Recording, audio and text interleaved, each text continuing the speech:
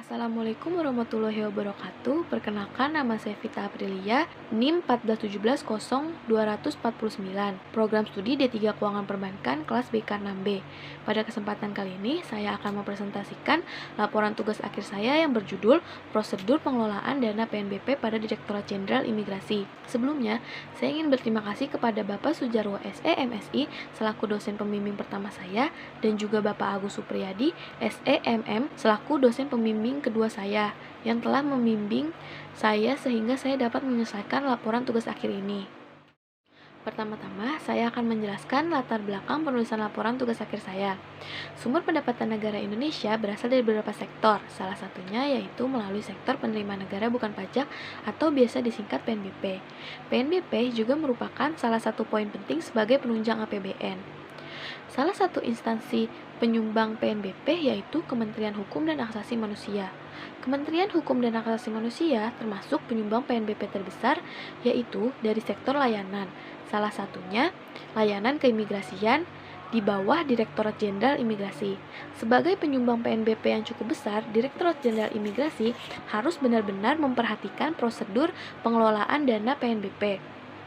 Berdasarkan Undang-Undang Nomor 9 Tahun 2018 tentang penerimaan negara bukan pajak. Bagian dana PNBP juga dapat digunakan untuk menunjang kinerja dan peningkatan layanan pada Direktorat Jenderal Imigrasi.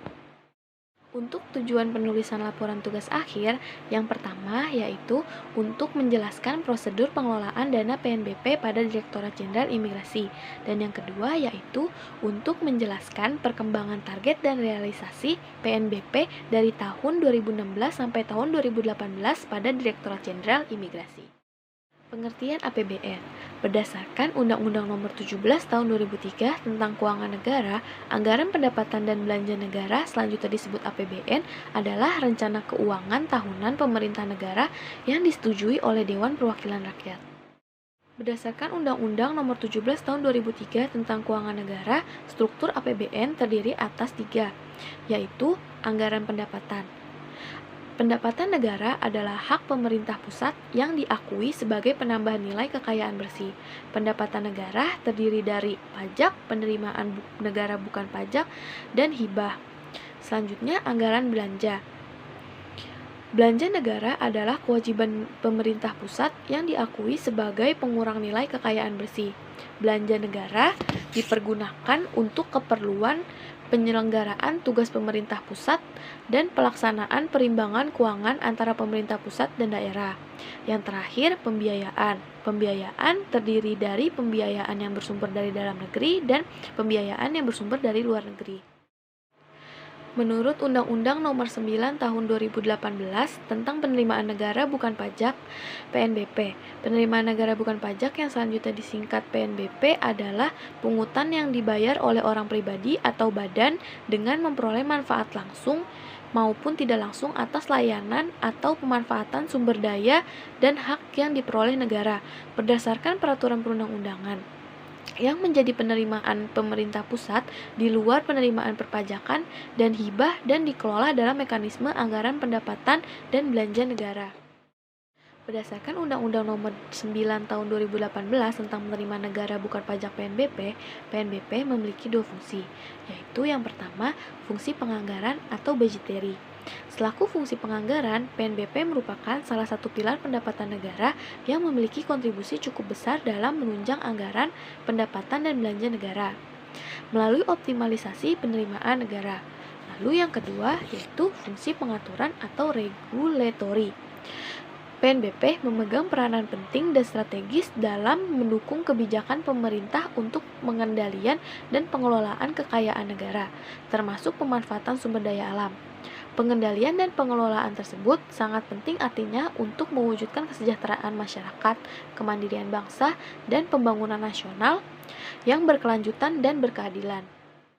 Berdasarkan Undang-Undang Nomor 9 Tahun 2018 tentang Penerimaan Negara Bukan Pajak PNBP, subjek PNBP dibagi menjadi 2, yaitu orang pribadi atau badan yang berasal dari dalam maupun luar negeri yang menggunakan, memperoleh manfaat, dan atau memiliki kaitan dengan objek PNBP. Selanjutnya, Berdasarkan Undang-Undang Nomor 9 Tahun 2018 tentang Penerimaan Negara Bukan Pajak (PNBP), objek PNBP berdasarkan jenisnya dibagi menjadi 6. Yang pertama, pemanfaatan sumber daya alam, yaitu bumi, air, udara, ruang angkasa, dan kekayaan alam yang dikuasai oleh negara.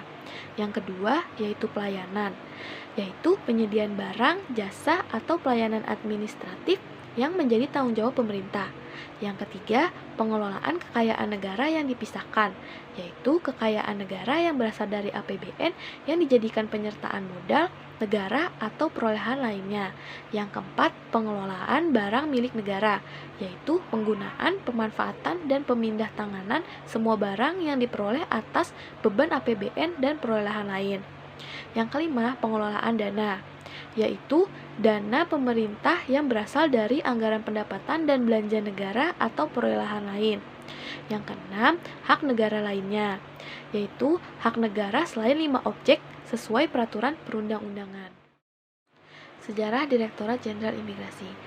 Keimigrasian di Indonesia pertama kali diatur langsung oleh Pemerintah Republik Indonesia pada tanggal 26 Januari tahun 1950 berdasarkan Surat Penetapan Menteri Kehakiman Republik Indonesia Serikat nomor JZ-30-16 tanggal 26 Januari tahun 1950 yang berlaku sejak tanggal 28 Januari tahun 1950. Momentum tersebut hingga saat ini diperingati sebagai Hari Bakti Imigrasi Indonesia. Direktorat Jenderal Imigrasi semula hanya memiliki 4 direktorat.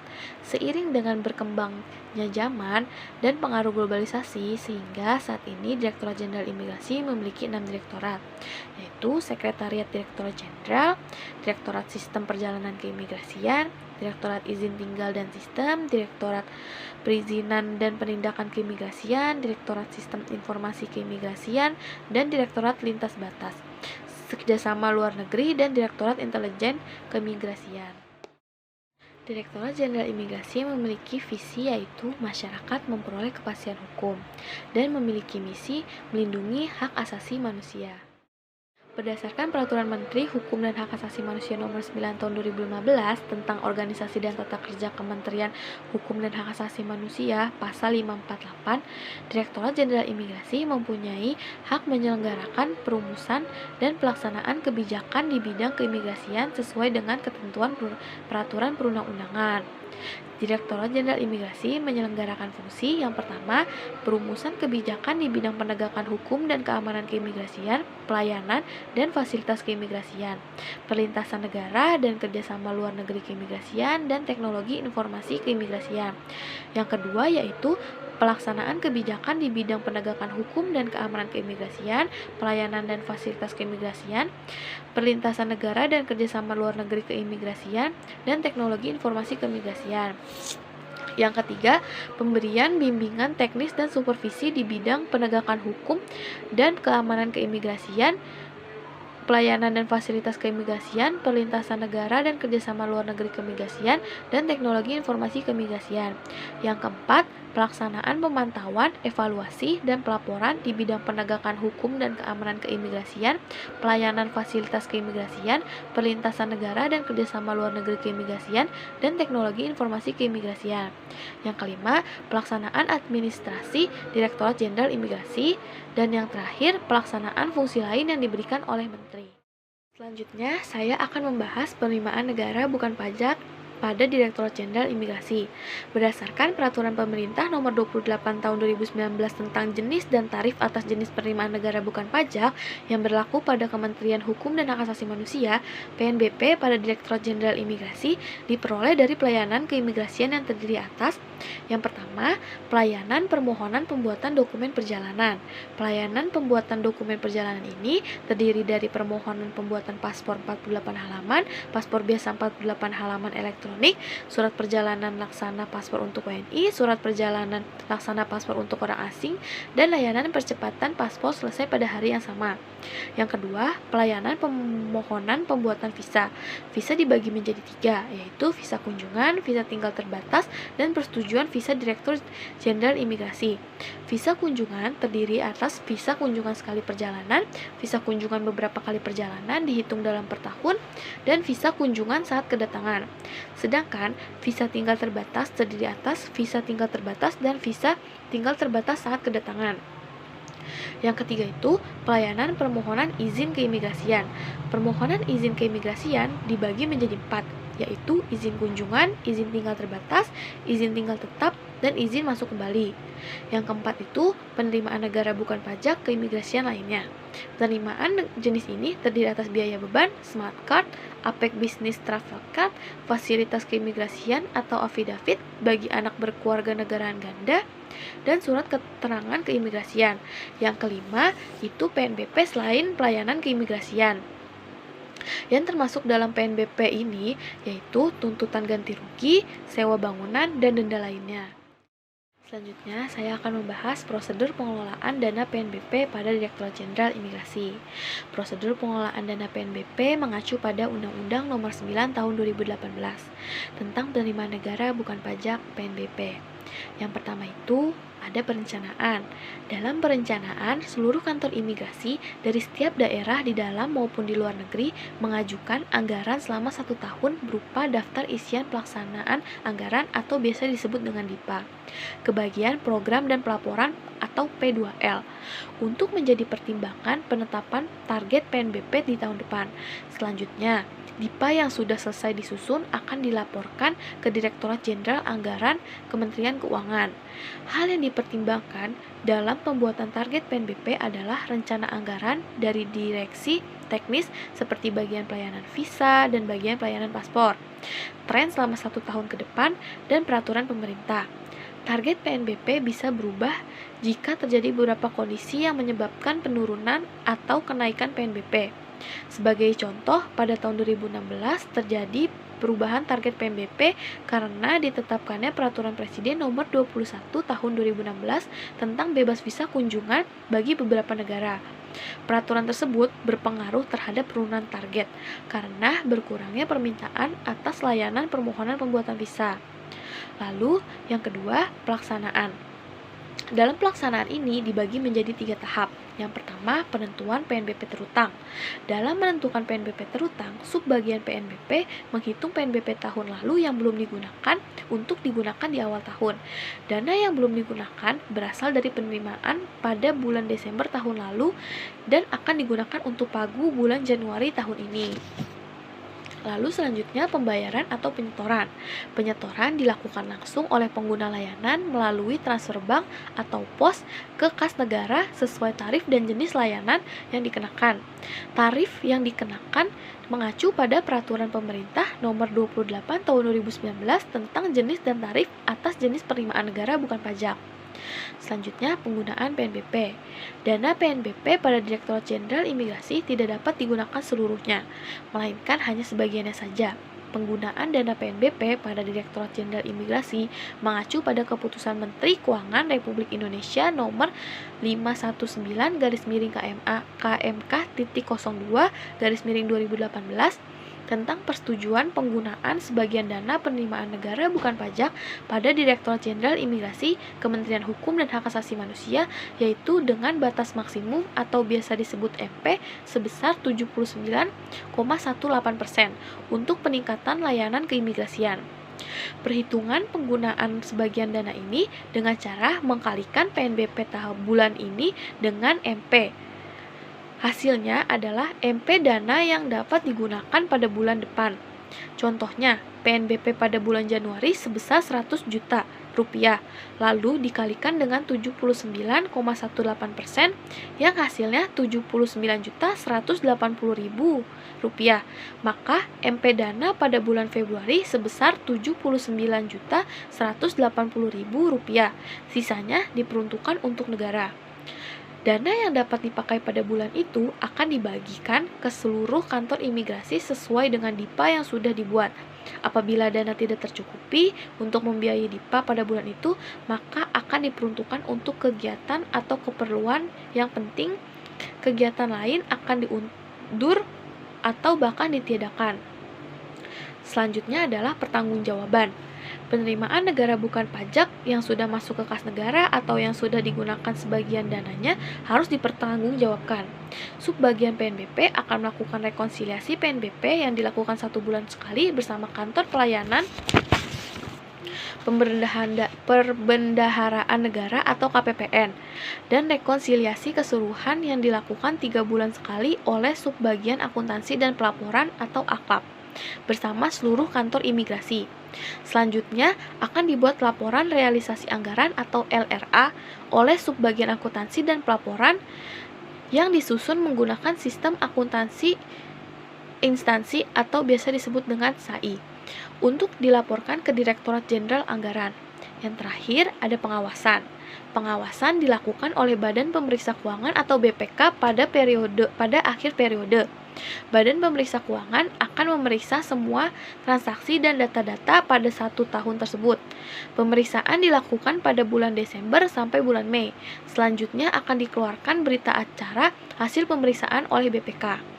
Selain pengawasan yang dilakukan oleh BPK, dilakukan juga pengawasan oleh internal, yaitu dengan memeriksakan data total PNBP oleh Sekretariat Jenderal yang dilakukan 6 bulan sekali.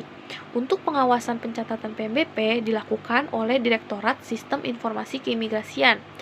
Pengawasan ini dilakukan apabila terjadi kesalahan pada server atau server down.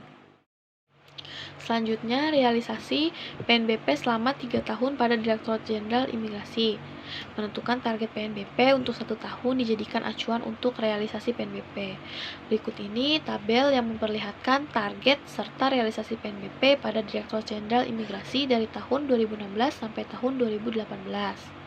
Pada tahun 2016, Direktorat Jenderal Imigrasi menaruh target sebesar Rp2.515.166.776.000 dengan realisasi Rp1.935.557.878. Lalu pada tahun 2017 memasang target Rp1.733.173.030.030 dengan realisasi Rp1.879.299.385.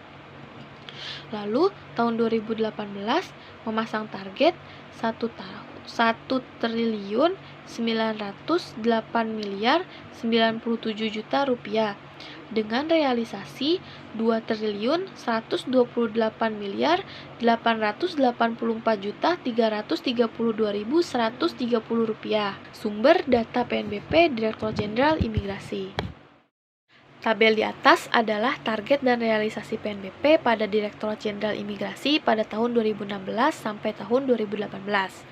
Dapat dilihat bahwa pada tahun 2016 realisasi PNBP tidak mencapai target.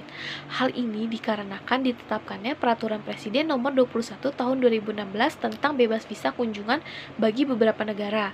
Adapun negara-negara yang bebas visa kunjungan pada peraturan tersebut sebanyak 169 negara, 5 diantaranya adalah Australia, Belanda, India, Malaysia, dan Prancis.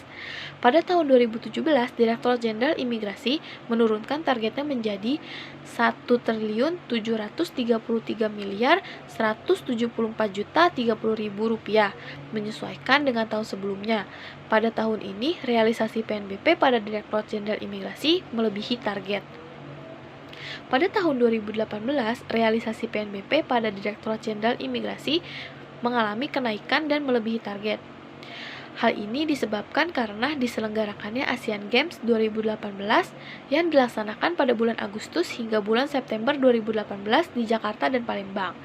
Dilaksanakannya acara ini berpengaruh terhadap kenaikan permintaan permohonan visa kunjungan ke Indonesia karena tingginya antusias warga negara asing yang ingin menyaksikan langsung acara tersebut di Indonesia. Dan yang terakhir adalah kesimpulan dari pembahasan laporan tugas akhir ini. Yang pertama, prosedur pengelolaan PNBP pada Direktorat Jenderal Imigrasi mengacu pada Undang-Undang Nomor 9 Tahun 2018 tentang penerimaan negara bukan pajak, yaitu diawali dengan tahap perencanaan yang dilaksanakan oleh Subbagian P2L dengan menyusun DIPA untuk 1 tahun ke depan. Dilanjut tahap pelaksanaan, yaitu dengan menentukan PNBP terutang oleh subbagian PNBP. Pembayaran atau penyetoran yang dilakukan langsung oleh pengguna layanan dan penggunaan sebagian dana PNBP dengan maksimum penggunaan yaitu sebesar 79,18% dari realisasi pada bulan sebelumnya untuk bulan ini. Selanjutnya adalah tahap pertanggungjawaban, yaitu dengan melakukan rekonsiliasi dan penyusunan laporan realisasi anggaran yang dilakukan oleh subbagian akuntansi dan pelaporan dan subbagian PNBP. Tahap terakhir adalah pengawasan yang dilakukan oleh Badan Pemeriksa Keuangan yang dilaksanakan setahun sekali pada bulan Desember sampai bulan Mei. Kesimpulan yang terakhir yaitu realisasi PNBP pada Direktorat Jenderal Imigrasi di tahun 2016 mengalami penurunan. Hal ini dikarenakan ditetapkannya peraturan presiden tentang bebas visa bagi 169 negara. Lalu pada tahun 2017 target PNBP pada Direktorat Jenderal Imigrasi mengalami penurunan. Hal ini dikarenakan penyesuaian atas realisasi pada tahun 2016. Namun pada tahun 2017 ini realisasi melampaui target. Dan pada tahun 2018 realisasi mengalami kenaikan yang cukup besar. Hal ini dikarenakan dilaksanakannya acara Asian Games 2018 di Jakarta dan Palembang. Oleh karena itu terjadi peningkatan permintaan permohonan visa kunjungan. Terima kasih kepada dosen penguji dan dosen pembimbing yang telah meluangkan waktunya. Sekian presentasi dari saya. Wassalamualaikum warahmatullahi wabarakatuh.